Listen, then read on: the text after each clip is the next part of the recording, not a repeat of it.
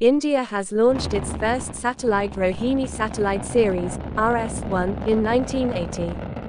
Prior to India, Pakistan entered in space technology in 1961. Pakistan launched Badr-1 followed by Badr-2. In recent years Pakistan launched its advanced space program. It launched PAUSAT-1 and PRSCEO-1 into the space. However, for launching its satellite, Pakistan is still dependent on other countries like China.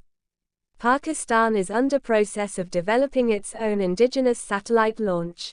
Like other countries, Pakistan has aims on civil as well as military purpose in the space technology.